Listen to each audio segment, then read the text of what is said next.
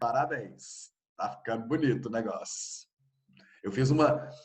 Porque. Outra coisa que eu fiz muito nas férias foi planejar as minhas próximas viagens, né? Porque, para mim, a coisa mais importante na vida, sinônimo absoluto de síntese de felicidade, é viajar. Né? Fazer tutorial de receitas. É verdade. Uh, e nesse primeiro semestre eu tinha algumas viagens marcadas, né? Eu tinha viagem marcada em abril, eu tinha viagem marcada no Corpus Christi, agora em junho, eu tinha uma viagem marcada com a minha mãe, né? Agora em julho, e foi tudo pro ralo, né? Foi tudo pro ralo. Ah, assistindo o canal do Mohamed Indy. Eu acho que eu não conheço. Fazendo curso para investir na bolsa para poder ganhar dinheiro e viajar. Muito bem. Tá certo isso. Empreendedorismo, assistir série é uma das melhores coisas para matar o tempo. E cozinhar. Eu ia para Bruxelas, né, Gabriel? Era Bruxelas agora. Não, 2021, se Deus quiser, a gente já está mundo afora, pelo amor de Deus, Nossa Senhora. Mas, enfim.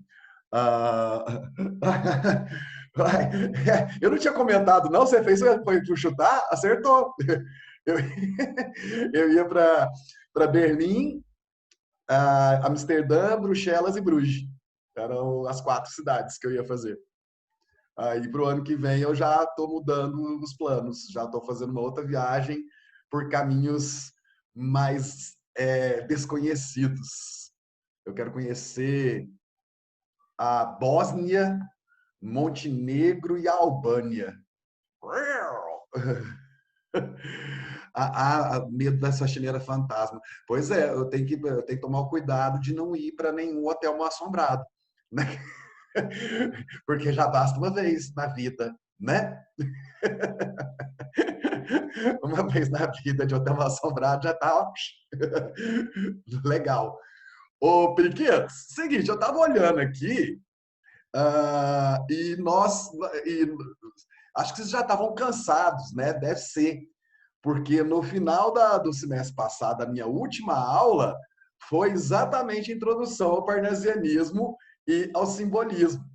Você quer ver? Eu botei uma música, Clair de Lune, contei a história do Verlaine e do Rimbaud, certo? Que eu falei que tem um filme, inclusive, chamado Eclipse Total, que o Leonardo DiCaprio faz o Rimbaud, certo?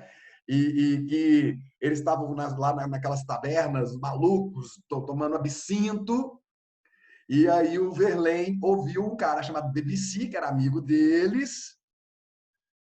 Ai, gente, é o capítulo, Gabriela, é o capítulo seguinte ao capítulo de naturalismo. Aí depois vem parnasianismo e o simbolismo. Tá? Eu estou sem o material aqui agora, mas são os capítulos seguintes. É módulo 6, capítulo 1 e 2, se não me engano. Tá certo? Já é módulo 6. Já é módulo 6. Já é o 6. Tá? E aí, então, eu vou pegar ali já, que aí eu confirmo com vocês direitinho onde está essa matéria. Então, lembra que eu falei? Aí eu falei para vocês que o Verlaine ele fez o poema enquanto o Debussy tocava, né, no piano, Clair de Lune. E aí eu até declamei Clair de Lune em francês para vocês. Como é que vocês esqueceram disso? Hã? Ah, não! Que falta de consideração. Vai lá. O Zé Vitor não esqueceu. E a Ana Júlia também não esqueceu. Muito obrigado pela lembrança. Vamos lá. Oi, Li, obrigado.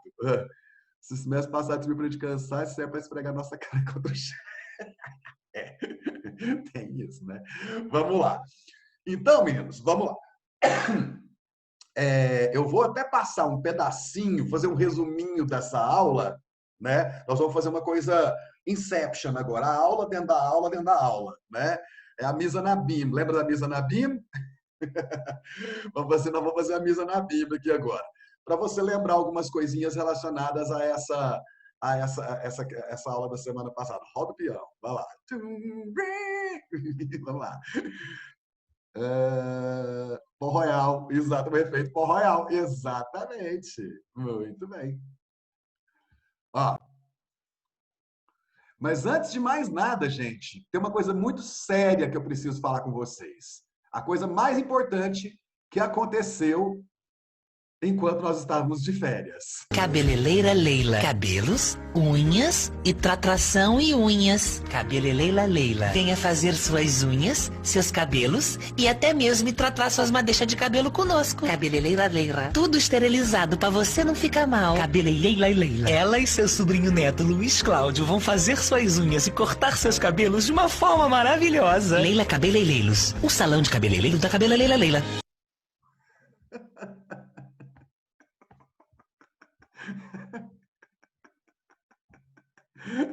Ai,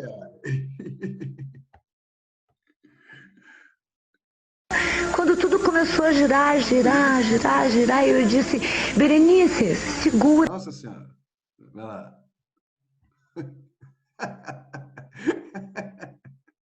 Ainda tem Berenice para chegar aqui agora. Ai, ai. Bom, acho que as coisas mais importantes, uma das coisas mais importantes que aconteceu foi a cabeleireira Leila e seu sobrinho neto, Luiz Cláudio. Ai, sobrinho neto Luiz Cláudio também é sensacional. Meninos, então tá, agora voltando. Cabeleireira Leila. Vamos lá. Repita cabeleireira Leila 3 vezes seguidos, sem parar, para ver se você consegue, sem travar a língua. Cabeleireira Leila, cabeleireira... Não vai. Ai, socorro. Então vamos lá. Cabeleireira... Não, eu acho que tem um R, acho que é cabeleireira Leila, por isso que piora, tem um R no meio, se fosse só L, facilitar. Cabeleireira Leila, aí vai, meteu cabeleireira Leila, né? Aí que dana tudo na vida da gente. Mas enfim, cabeleireira Leila, vamos lá. Ai, socorro. Cadê? Vem cá. Aqui nós. O que é isso?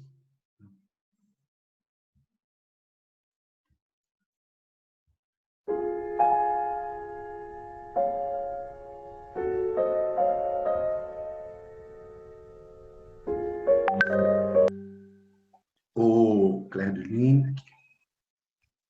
Votre âme est un paysage choisi. Un paysage choisi. Qui vaut charmant masque bergamasque, jouant de lui des dansants et quasi, triste sur les déguisements fantasques. Tout en chantant sur les morts minaires, l'amour vainqueur et la vie opportune. Ils n'ont pas l'air de croire à leur bonheur, et leurs chansons se mêlent au clair de lune. Au calme clair de lune, triste et beau, qui fait rêver les oiseaux dans les arbres et sangloter d'extase le jet d'eau. Le grand jet d'eau, svelte parmi les mâbles. Tout en chantant sur les morts minaires, l'amour vainqueur et la vie quasi. Certo. Se eu falar Reis, partindo aqui do nosso querido Gabriel Reis.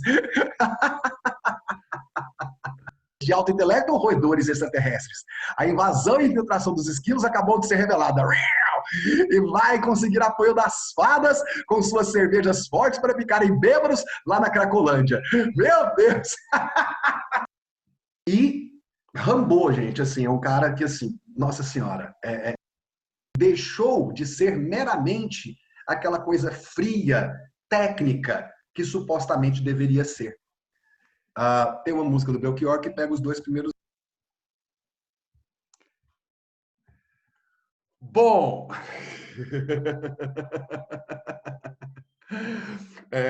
Misa Nabim. Aqui a gente vai de Misa Nabim. Ah, lembrou com a música.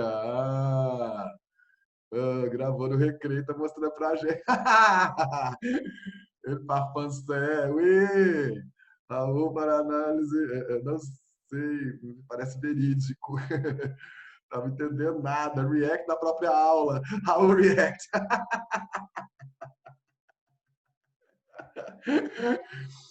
Esse aqui, essa, gente, é a aula do final do semestre passado, que terminou comigo fazendo essa declamação de Clair de Lune, certo? Então, vamos só lembrar. Depois, você vai lá na sua plataforma, pega a última aula do semestre passado, na qual eu fiz toda a introdução de parnasianismo e simbolismo. Mas eu vou fazer aqui uma recapitulação com vocês agora. Vamos lembrar o seguinte. Gente, a época são as últimas décadas do século XIX, beleza? Tanto lá na Europa quanto aqui no Brasil, certo? E aí, nós temos a seguinte situação. Nós temos, né, no Brasil e também na Europa, o realismo como a grande... o realismo e o naturalismo como a grande expressão literária da época. Também nas artes plásticas você vai ter muito o realismo, né? No teatro, nas artes plásticas, né? O realismo muito forte, certo? E você sabe que o naturalismo está ali junto com o realismo, né? O naturalismo é o realismo mais radical, né? O naturalismo é o realismo mais determinista, aquela verve mais científica que coloca o homem como um animal, lembra de O Bom Crioulo, né? E dentro desse contexto surge a poesia parnasiana. Raul! Então, o parnasianismo é a poesia da época do realismo. Exatamente. Certo? Raul, os parnasianos eram contemporâneos dos realistas e naturalistas. Sim, eles viveram na mesma época, dentro do mesmo contexto, influenciados pelas mesmas ideias. Vamos lembrar que ideias são essas? As ideias cientificistas e positivistas, que foram aquelas ideias que romperam com as ideias românticas, né? O romantismo muito místico, muito sentimental, muito voltado para as coisas da alma e etc. E muitas vezes até para questões muito elogiosas das convenções burguesas, né? Tanto que se fala que o romantismo era a literatura burguesa. Vêm os realistas com muita influência de ideias como o marxismo e começam a criticar o capitalismo e a burguesia. Né? Assim como você vai ter um grande avanço no que se refere às questões científicas, às ideias de investimento na intelectualidade, na racionalidade, no estudo, né? No conhecimento científico como o grande caminho para a humanidade. Então, esse cientificismo, esse positivismo, né, vão trazer um outro tipo de literatura, que vai ser a literatura realista, a literatura naturalista e também a parnasiana, certo? Só que o parnasianismo, gente, por se tratar de poesia, normalmente você já tem uma situação. Qual situação? A poesia, por si só, ela já é mais subjetiva.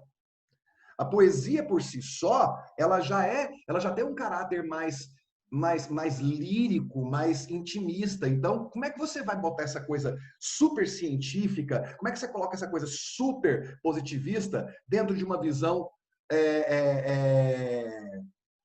poética? E era isso que acontecia com os parnasianos. Vamos lembrar aqui?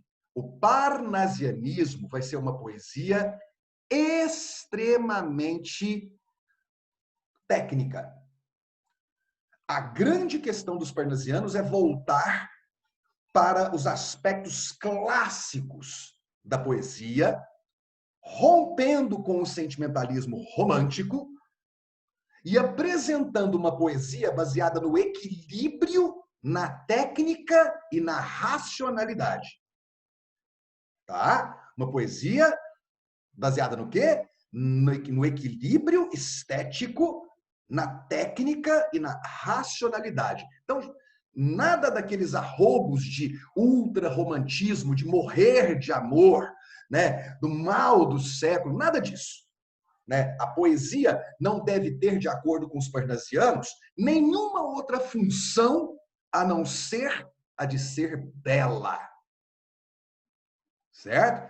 Então, o que esses escritores parnasianos vão resgatar? Eles vão resgatar a ideia da poesia clássica. Então, os poemas parnasianos, gente, são obras super trabalhosas, com vocabulário super erudito, com rimas e métricas perfeitas, certo? Buscando o quê? O equilíbrio e a perfeição. Porque qual é o maior lema dos parnasianos? A busca da perfeição através da forma, né? Porque os parnasianos tinham como lema o quê? O que os parnasianos diziam? Que a arte deve ser exatamente, o Ryan já colocou ali, pela arte. A arte não tem que existir para para representar ideias políticas. A arte não tem que existir para virar uma elucubração sentimental de um indivíduo atormentado pela falta de amor. Não. A arte, ela tem que ser apenas o quê? Arte. E por isso ela precisa ser bela. Ela precisa ser o resultado de um trabalho muito, muito, muito sério, muito técnico com a palavra e com a forma. Nossa, Raul, deve ter muita coisa bonita no parnasianismo, mas deve ser chato, né? Por isso que os temas parnasianos vão ser temas, assim, totalmente nada a ver na nossa concepção. Né? O Alberto Oliveira, que é um dos grandes nomes do parnasianismo brasileiro, vai fazer poemas sobre o quê? Lembra dos temas dele? Até acho que cheguei a ler um aqui para vocês. Lembra dos temas do Alberto Oliveira? Vaso grego, vaso chinês, né? O Olavo Bilac, que é de todos o mais conhecido dos parnasianos brasileiros, vai fazer poemas sobre o difícil, a dificuldade do ofício, né, da profissão de ser poeta. Né? Mas, professor, a arte não tem que ser o reflexo do momento em que é feita? Essa é uma concepção mais moderna, Gustavo. Certo? Na concepção parnasiana, a arte não tem que ter função social. A arte tem que ser bela.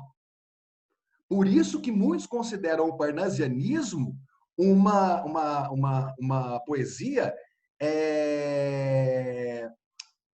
alienada.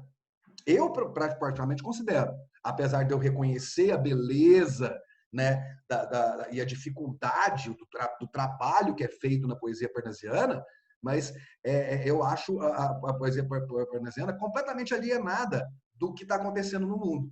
Certo? E é muito louco, porque a poesia parnasiana ela é supostamente um reflexo daquela sociedade racional.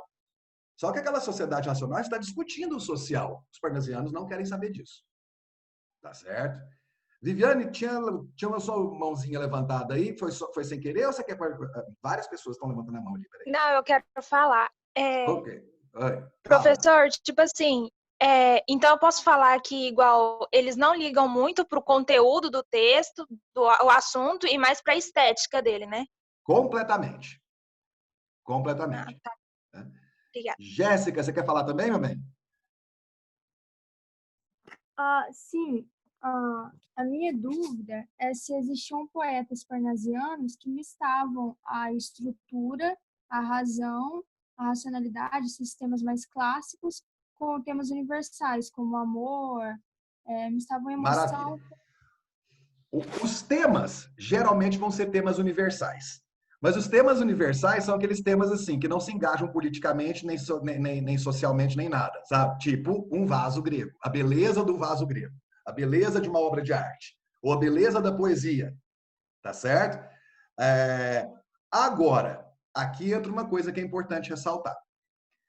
O parnasianismo, gente, ele não foi esse show de sucesso na Europa. Ele repercutiu bastante na França durante um período, principalmente por conta de uma publicação chamada Le Parnasse Contemporain, que era uma revista literária que publicava poemas de autores parnasianos, durante 10 anos, mais ou menos. Mas não foi, sabe? Tipo assim, logo chegou o simbolismo, com caras como Verlaine e o Rimbaud, certo? E meio que matou o parnasianismo. No Brasil, o parnasianismo foi muito, muito bem aceito.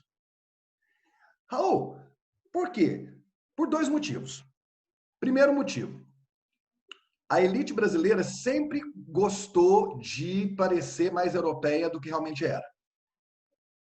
Certo? A elite brasileira sempre gostou. Tudo que vinha de Paris era melhor, tudo que tinha, se você tivesse os talheres de prataria francesa, você era mais chique. Então, falar que gostava de poesia era bonito no final do século XIX, principalmente para a elite brasileira. Tá certo? Até porque o parnasianismo vai ser outro movimento que surge exatamente na França. Aí tá. Primeiro motivo é esse. A elite gostava de ostentar e falar que gostava da poesia parnasiana era uma forma de fazer isso. Segundo, os poetas parnasianos, meninos, souberam adaptar essas características parnasianas ao sabor brasileiro. Como assim, Raul?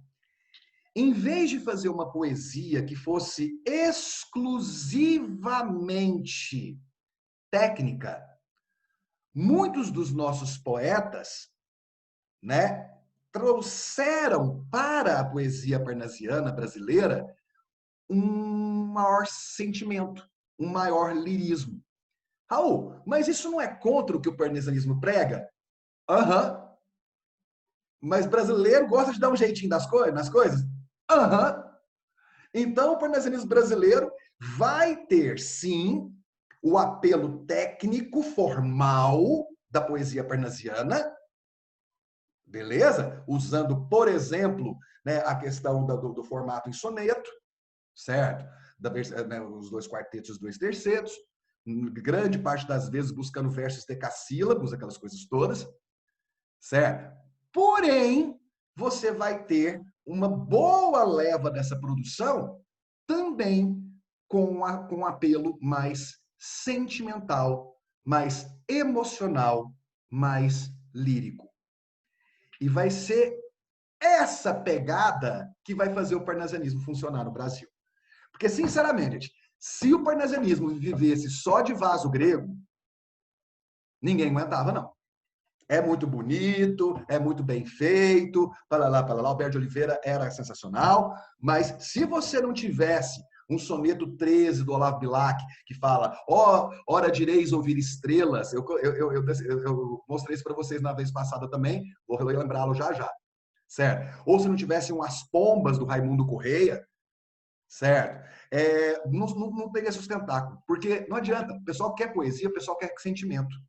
Se você tem só técnica, não vai. Então, o parnasianismo brasileiro juntou 2 coisas. A técnica, que realmente agradava os mais literatas, os mais eruditos, e agradava a elite, que gostava de aparecer, certo? E o sentimento, que já tinha, obviamente, uma comunicação maior com o leitor. Por isso, o parnasianismo vai demorar a acabar no Brasil, quando já no século XX, Oswald de Andrade, né, um dos grandes nomes do modernismo brasileiro, vai fazer um discurso, uma palestra, na qual ele vai falar que o Brasil está 50 anos atrasado em relação à literatura e à poesia. Por quê? Porque nós estamos lendo poeta parnasiano até no século XX, né? Coisa que na Europa ninguém lia mais. Então, pra você ter uma ideia de como estendeu-se, né, a influência dos poetas, né, da poesia parnasiana no Brasil. Tá certo? Alguém perguntou alguma coisa aqui? Deixa eu ver. Essas poesias foram usadas como ferramenta de distração de problemas reais por algum governo. Isso ainda não era muito comum, porque, querendo ou não, gente, a poesia, a literatura, apesar de ser, né, o grande entretenimento que se tinha na época, né? Você não tinha televisão, você não tinha internet, você não tinha nem sequer o rádio ainda. Então, quer dizer, você ainda não tinha essa questão da cultura de massa. Essa ideia da distração, ela vai acontecer quando você trabalha em cima de cultura de massa. Tá, desde Roma Antiga isso existe? Sim. Chamava como? Política de pão e circo. Certo? Mas agradando quem? As massas por meio de eventos populares cheios de gente. A poesia nunca foi isso. A poesia, né, apesar de ter sido muito mais popular do que é hoje, mas a poesia sempre esteve restrita ali a um grupo de pessoas que tinham ou condições de se educar ou que tinham ali alguma sofisticação, né,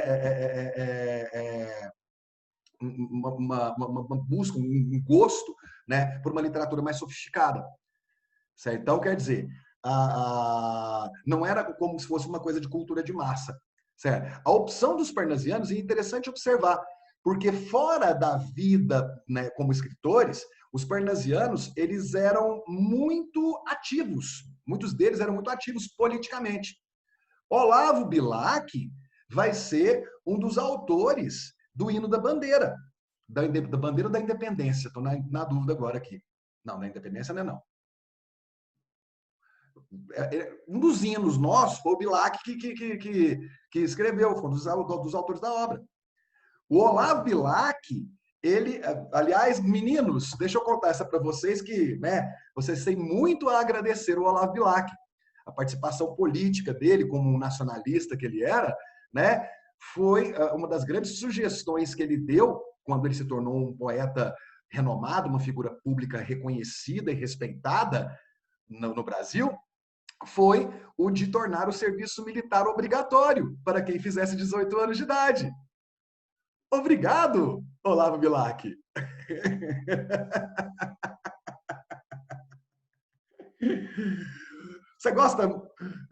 Você gosta mais?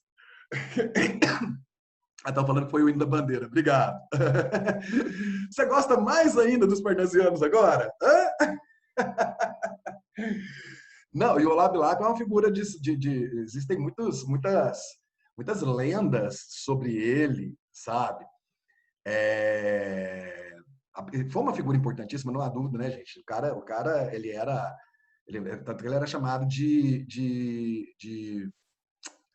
poeta das estrelas, né? Era um cara que tinha realmente, ele conseguia fazer da poesia uma arte, né, que comunicava com as pessoas. Um grande poeta, muito, muito bom, tem como negar isso. Mas também foi uma figura que na vida pessoal tem esses aspectos polêmicos. Reza a lenda até que o Olavo Bilac era necrófilo.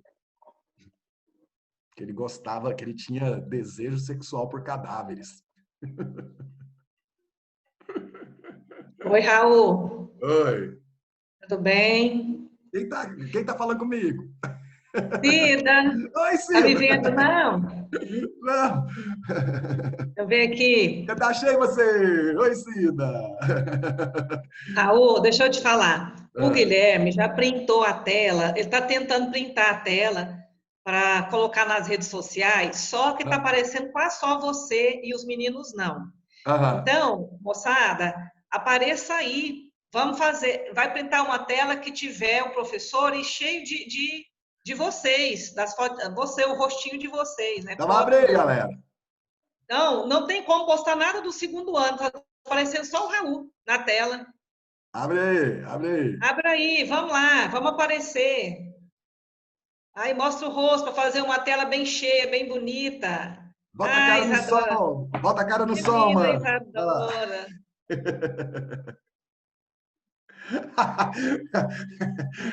Obrigado, Christian. Vitória, clareia aí a sua imagem. Tá escura ainda. Senão não vai ver quem é você. Gabriela tá com a luz muito forte no final. Aí no fundo. Aí. Aí. Para aí, Guilherme. Pode printar. Eu acho que já tem muita gente. Encheu a tela já? Acabou. Eu já printei. Agora já encheu. Já printa mais uma aí, Guilherme. Pronto. Yes! Obrigado. Beijo, gente. Raul, bom final de aula. Obrigado. Meninos, então olha só. Reza a lenda que o cara era necrófilo. Olha que doideira isso, né? Que ele tinha desejo sexual por cadáveres. Isso nunca foi realmente comprovado, mas é uma lenda que subsistiu ao longo do tempo, das décadas. O negócio é pesado. Agora, Raul, no final das contas, quem eram os grandes nomes do parnasianismo no Brasil? Sem dúvida alguma, Olavo Bilac, certo? Alberto de Oliveira, que era chamado, inclusive... É bastante surdo para fingir que não ouviu isso.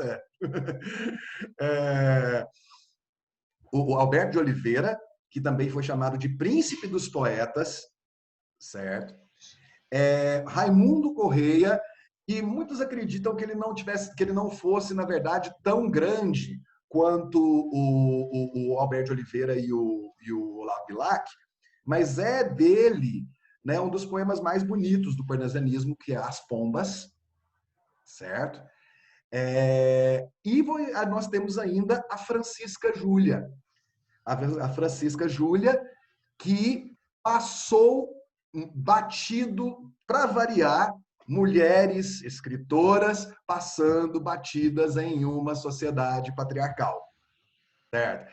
Para vocês terem uma ideia, Francisca Júlia, eu me lembro que quando eu estudei literatura no ensino médio, tinha um pedacinho lá que falava dela, mas no livro de vocês, por exemplo, não fala nada de Francisca Júlia, certo?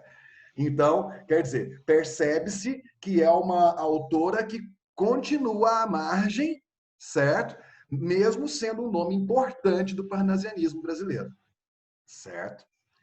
Tá bom? Então, são basicamente esses os quatro grandes nomes, os nomes mais relevantes da literatura parnasiana no Brasil, certo? Na próxima aula eu vou mostrar um poema de cada um para vocês entenderem o estilo, e eu vou mostrar para vocês também como que o parnasianismo brasileiro reinventou o parnasianismo para poder ser mais interessante, para poder ser mais atraente, para poder ser mais chance.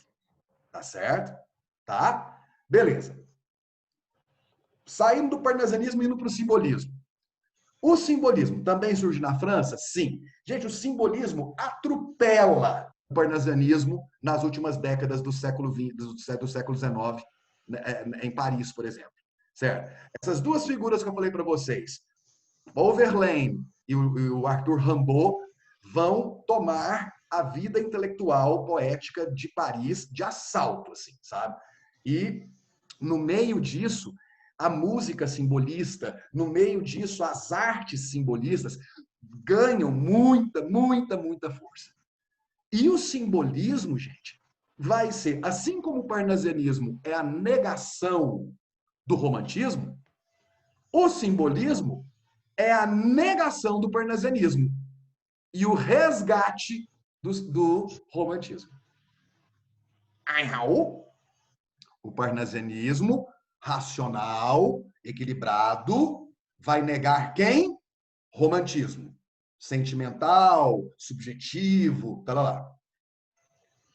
O simbolismo nega a racionalidade parnasiana e resgata a subjetividade romântica. Tá claro? Nós vamos ver como que isso acontece. Raul, então, obviamente, o simbolismo se aproxima muito mais do romantismo do que do parnasianismo. Em termos de temas, em termos de emoção, sim. Só que o simbolismo tem suas próprias características.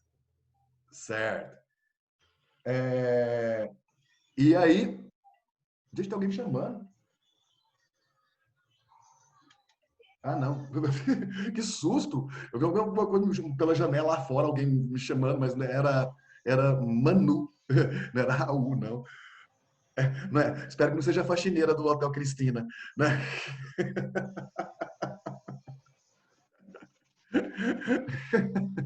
Gasparzinho, o Homem de Giz. Ó, para, tem medo desse livro. Vai lá. Beleza, meus queridos? Então tá. Estamos falando então de quê? Das últimas décadas do século XIX, desses dois movimentos que vão se contrapor na poesia mundial, na poesia brasileira. Na próxima aula, um poema de cada um desses caras. No Brau, quem que é o cara no Brasil do simbolismo? Dois. Principalmente dois. Cruz e Souza, considerado um dos poetas, um dos simbolistas mais importantes do mundo, certo? E Alfonso de Guimarães, que tem, para mim, o mais belo poema desse período, que se chama Ismalha, que a gente vai ver na aula que vem. Tá bom? Beleza?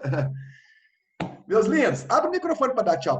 O parnasianismo, por ser contrário ao romantismo, andou juntamente com o realismo. Sim, ele surgiu juntamente ao realismo na mesma época, tá? Com diferença de pouquinhos anos, assim, sabe? Tipo assim,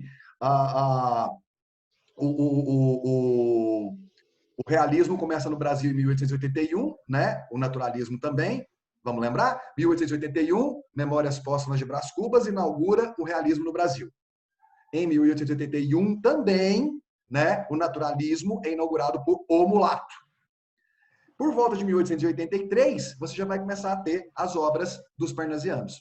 Então é tudo ali na mesma época. Certinho? Tá bom? Cabeleleila Leila. Queridos, dá tchau pra mim no microfone. Tchau, Raul. Tchau, Raul. Tchau, meus queridos, minhas queridas. Sejam bem-vindos de volta.